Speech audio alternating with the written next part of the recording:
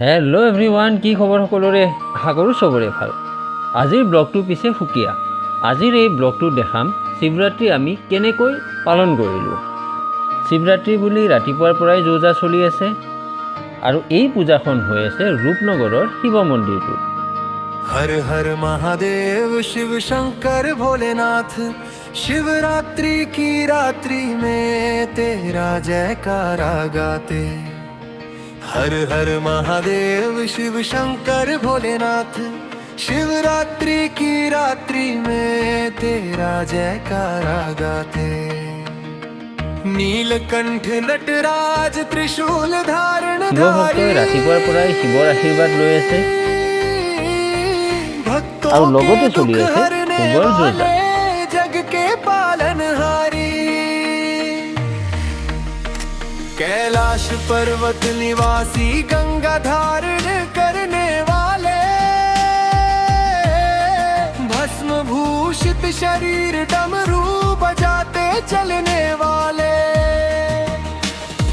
रुद्र अवतार रक्षक भक्तों पर कृपा बरसाने वाले, शिवरात्रि व्रत रखे हम तेरी आरती गाने वाले। बना के कैसा लग रहा है? अच्छा लग रहा है। भगवान का प्रसाद है रात्रि का, तो अच्छा बात है। क्या क्या डाला है? हल्दी दिया, मूंग दाल दिया है, चावल दिया है, हल्दी दिया है, नमक दिया है। कांवड़ यात्रा में लाए, गंगा जल चढ़ाए, महाशिवरात्रि पावन रात्रि तेरे चरणों में समाए। ओम नमः शिवाय मंत्र जपे, ध्यान लगाए तेरे चरणों में, भक्तों की पुकार सुन। এয়া সন্ধিয়া টাইমত আয়তীয়ে ধৰিছে নাম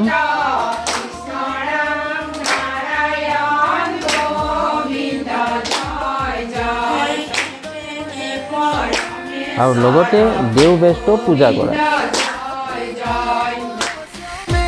मिले तेरा आशीष बरस। हर हर महादेव शिव शंकर भोलेनाथ, हर हर महादेव शिव शंकर भोलेनाथ, हर हर महादेव शिव शंकर भोलेनाथ, हर हर महादेव शिव शंकर भोलेनाथ, हर हर महादेव शिव शंकर भोलेनाथ।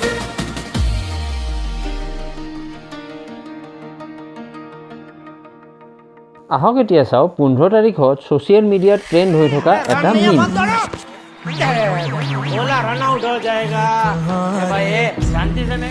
আহক এতিয়া ডিছকাছ কৰোঁ downfall of Pakistan cricket team. 1992 world cup winning team এটা কেনেকৈ কেনিয়া হোৱাৰ পথত গৈ আছে সেই কথাটোৱে আমি এই ভিডিঅ'টি ডিছকাছ কৰিম। এইখিনি কথা ডিছকাছ কৰিব যোৱাৰ আগতে আহক চাওঁ পাকিস্তানী ফেন ৰিয়েকশ্যন।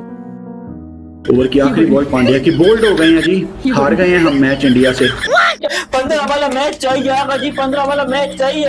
ऐसे मत किया करें आप लोग। कभी भी सपोर्ट नहीं करेंगे पाकिस्तान को, कभी भी सपोर्ट नहीं करेंगे पाकिस्तान को, मैं नहीं देखूंगी। शर्मा भाई केक का क्या करना है? केक का है ना ये करना है, ना ये करना है, ना ये करना है, ना ये करना है, पीछे लगी हुई है पागल। मैं क्या बोलूं तुम्हारे को? ये करना है, जाओ यहाँ से निकलो।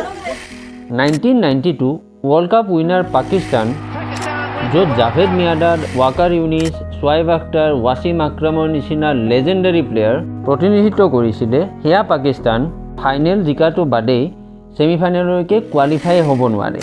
আৰু সেইটো কাৰণে এক্স ক্ৰিকেটাৰসমূহে নিজৰ কাণ্ট্ৰি টীমকে আজি ক্ৰিটিচাইজ কৰা ষ্টাৰ্ট দিছে। पाकिस्तान टीम को दुश्मन की जरूरत नहीं है, ये खुद ही बहुत है। আজিৰ টাইমত পাকিস্তান ক্ৰিকেট টীমক কোনো ইম্পৰ্টেঞ্চ নিদিয়ে। ইনফেক্ট জিম্বাবুৱে কেনিয়াৰ নিচিনা সৰু সৰু টীমৰ লগত জিকিয়ে সুখী হ'ব লগা হৈছে। পাকিস্তান আজি নিজৰ নিম্নতম স্তৰত আছে। সদায় এই টাইমটো এনেকুৱা নাছিলে। এটা টাইম আছিলে য'ত Pakistan one of the strongest team আছিলে, স্পেচিফিকেলি 1980s এণ্ড 1990s। বাট পাকিস্তান টীমৰ পাৰফৰ্মেঞ্চ লাহে লাহে বেয়া হৈ গৈ থাকিলে আৰু এতিয়া যিটো কণ্ডিশ্যনত আছে সেইটো আমি সকলোৱে দেখিছোঁ। মেচ ফিক্সিং এণ্ড কৰাপশ্যনে এই টীমটোক কেনেকৈ বৰবাদ কৰিলে এই কথাটোৱে আমি এই ভিডিঅ'টি ডিছকাছ কৰিম। পাকিস্তান টীমত যেতিয়া ৱাকাৰ ইউনিছ, ৱাছিম আক্ৰম, ইনজামাম উল হক যেতিয়া জইন কৰিলে এই টীমটো বহুত ষ্ট্ৰং হৈ গ'ল। ইনফেক্ট 1992 ৱৰ্ল্ড কাপত এই প্লেয়াৰখিনিয়ে ইম্পৰ্টেণ্ট ৰোল প্লে কৰে। ক্লেন মুস্তাক এণ্ড ৰমিজ ৰাজাৰ নিচিনা প্লেয়াৰে এই টীমটোক আৰু বেছি মজবুত কৰি তোলে। আৰু এই প্লেয়াৰবোৰৰ কাৰণে 1983 এণ্ড 1987 ৱৰ্ল্ড কাপত ছেমি ফাইনেললৈকে অগ্ৰসৰ কৰে। যদিও পাকিস্তানে ফাইনেল খেলিব পৰা নাছিলে, বাট এই হাৰবিলাকক কেপ্টেইন ইমৰান খানে পজিটিভ ৱেট লৈছিলে আৰু টীমৰ উইকনেছৰ ওপৰত ভালেখিনি কাম কৰিছিলে। 1992 ৱৰ্ল্ড কাপ অহালৈকে এই টীমটো ফিজিকেলি এণ্ড মেণ্টেলি বহুতখিনি ষ্ট্ৰং হৈ গৈছিলে আৰু 1992 ৱৰ্ল্ড কাপ জিকিবলৈ এই টীমটোৱে জান প্ৰাণ দি লাগিছিলে। 1983 ইণ্ডিয়াৰ নিচিনাকৈ পাকিস্তানৰ কাৰণেও 1992 ইজি নাছিলে। গ্ৰুপ ষ্টেজতে ৱেষ্ট ইণ্ডিজ, ইণ্ডিয়া আৰু ছাউথ আফ্ৰিকাৰ লগত হাৰি বা যেনি তেনি ছেমি ফাইনেলৰ ৰাস্তা ক্লিয়াৰ কৰে। ছেমি ফাইনেলত নিউজিলেণ্ডৰ বিৰুদ্ধে 4 উইকেটত জিকি ফাইনেললৈকে অগ্ৰসৰ হয়। পোনপ্ৰথমবাৰৰ বাবে ফাইনেলত স্থান পোৱা পাকিস্তানৰ সন্মুখত আছিলে মাইটি ইংলেণ্ড। এণ্ড ফাইনেলি আহিলে পাকিস্তানৰ কাৰণে এটা হিষ্টৰিক দিন 25 মাৰ্চ 1992 আৰু এই হিষ্টৰিক দিনটোতে পাকিস্তানে ইংলেণ্ডক 22 ৰানত হৰুৱাই ৱৰ্ল্ড কাপৰ খিতাপ অৰ্জন কৰে আৰু এই বিজয়ৰ প্ৰধান ভূমিকা পালন কৰে কেপ্টেইনৰ 72 ৰানৰ ইনিংছে। আৰু ইয়াৰ পিছতে লাহে লাহে এটাৰ পিছত এটা কণ্ট্ৰভাৰ্চি ষ্টাৰ্ট হয়। লাইক বব উলমাৰৰ মিষ্টেৰিয়াছ ডেথ।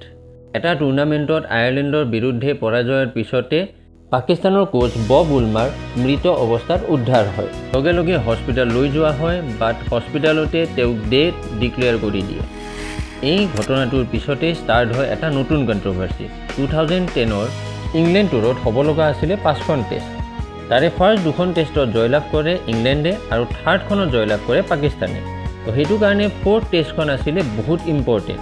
4th টেষ্টখন চলি থকাৰ মাজতে ব্ৰিটিছ নিউজ পেপাৰত পাব্লিছ হয় এটা হট নিউজ আৰু এই নিউজটোৱে পূৰা ক্ৰিকেট জগতকে খলগনি লগাই দিয়ে আৰু নিউজটো আছিলে স্পট ফিক্সিঙৰ। পাকিস্তানৰ 4জন প্লেয়াৰে $2,32,000 লৈ স্পট ফিক্সিঙত ইনভলভ হয় আৰু এই এমাউণ্টটো দিয়া গৈছিলে ন' বল কৰিবলৈ। ইয়াৰ পিছতে 2009ত পাকিস্তানৰ টুৰ এটা কৰা শ্ৰীলংকান টীমটোৰ ওপৰত টেৰৰিষ্টৰ এটেক হয়। তাৰ পিছতেই টুৰটো আধাতে এৰি উভতি যায় শ্ৰীলংকান খেলুৱৈসকল আৰু এই ইনচিডেণ্টটোৰ পিছতে সকলো দেশ পাকিস্তান ভ্ৰমণৰ পৰা বিৰত ৰাখিলে, যাৰ বাবে পাকিস্তানত হ'বলগীয়া সকলোবোৰ মেচ শ্বিফ্ট কৰা হয় ডুবাইলৈকে। এনেকুৱা নহয় যে 1992ৰ পিছত পাকিস্তানে এটাও ICC ট্ৰফি জিকা নাই। 2009 চনত T20 ৱৰ্ল্ড কাপ আৰু 2017 বৰ্ষত ইণ্ডিয়াৰ নিচিনা ষ্ট্ৰং টীম এটা হৰুৱাই চেম্পিয়নছ ট্ৰফিৰ খিতাপ অৰ্জন কৰে। তাৰপিছতে ষ্টাৰ্ট হয় পাকিস্তান ক্ৰিকেটৰ এটা নতুন এৰা, য'ত কিছুমান ষ্টাৰ প্লেয়াৰে পদাৰ্পণ কৰে, like Babar Azam and Rizwan. এটা টাইমত এই ডুঅ'টোৱে T20 ফৰ্মেটত ভাল প্ৰদৰ্শন কৰে। এই সময়খিনিতে 57 ৰানৰ এভাৰেজেৰে টোটেল 2082 ৰান সংগ্ৰহ কৰে বাবৰে আৰু ICC ৰেংকিঙৰ প্ৰথম স্থান দখল কৰে, যাৰ বাবে বাবৰক কিং কোহলিৰ লগত তুলনা কৰিবলৈ ষ্টাৰ্ট কৰে। তাৰপিছতে ষ্টাৰ্ট হয় নতুন ডাউনফল আৰু এই ডাউনফলৰ ৰিজন হ'ল ফেভাৰিটিজম। আজি পাকিস্তান ক্ৰিকেটৰ অৱস্থা শোচনীয় হয়। 2024 ৱৰ্ল্ড কাপত ছুপাৰ 8লৈকেও কোৱালিফাই নহ'ল আৰু লগতে USAৰ নিচিনা নতুন টীম এটাৰ লগতো হাৰি যায়। চিমিলাৰলি চেম্পিয়নছ ট্ৰফি 2025তো শোচনীয় পৰাজয়ৰ সন্মুখীন হ'ব লগা হয়। ৱৰ্ল্ড টেষ্ট চেম্পিয়নশ্বিপত পাকিস্তানে লাষ্ট পজিশ্যনত সমাপ্ত কৰিব লগা হয়। 15 ফেব্ৰুৱাৰীত হোৱা ইণ্ডিয়া ভাৰ্চেছ পাকিস্তান মেটছখন সম্পূৰ্ণ একপক্ষীয় আছিলে। এই মেটছখন চাই আপুনি কেনেকুৱা পালে কমেণ্টত জনাব। আজিৰ ভিডিঅ'টি বা সিমানটিয়েই। ভিডিঅ'টি চাই কেনেকুৱা পালে কমেণ্টত জনাব। আকৌ লগ পাম। Bye bye. জয় আই অসম।